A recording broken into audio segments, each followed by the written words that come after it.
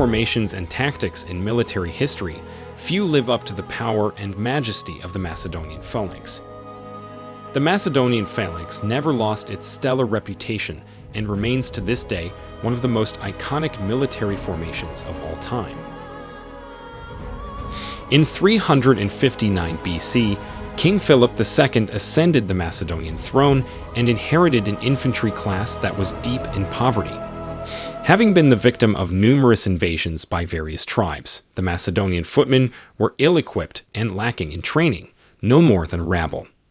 Recognizing that this needed to change, and having already been inspired by the reforms of the Theban general Epaminondas and the Athenian general Iphicrates, Philip initiated reform of his infantry. Taking advantage of Macedonia's natural resources, mainly the region's abundance of high-quality timber called cornel wood and bronze and iron reserves, Philip equipped his army's footmen with a 4 to 6 meter long pike called a sarissa. Carried in both hands and held 4/5 of the way down the shaft, the sarissa's extreme length made up for the infantryman's light body armor. These men were trained to fight in large, densely packed formations, and usually measuring 8 rows across and 16 ranks deep. The Macedonian phalanx was virtually unstoppable from the front. The extreme length of the sarissa meant that up to 5 layers of pikes protruded ahead of the front man, allowing the phalanx to steamroll any opponent. So long as its rear and flank were protected, the formation was extremely powerful, both as a defensive and an offensive weapon. Yet the key to the Macedonian phalanx's power was actually the professionalism of the Macedonian soldiers.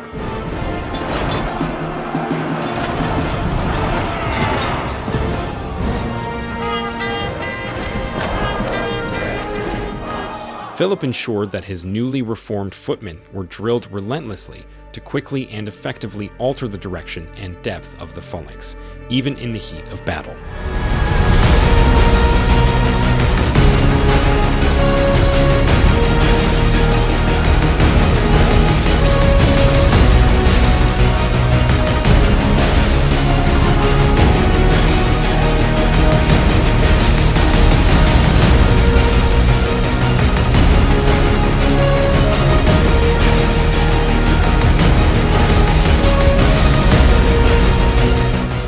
They also regularly endured arduous long-distance marches while carrying heavy packs containing their personal belongings.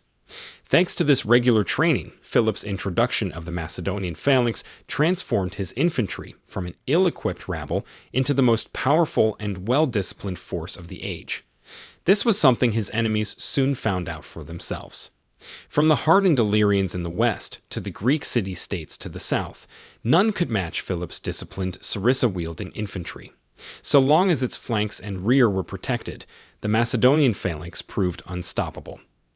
By the time that Philip was unexpectedly assassinated in 336 BC, the Macedonian phalanx men had already established themselves as the dominant military force on the Greek mainland.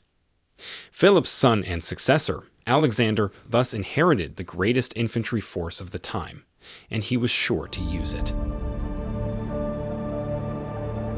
Subscribe if you are interested in more videos like this, and thank you for watching.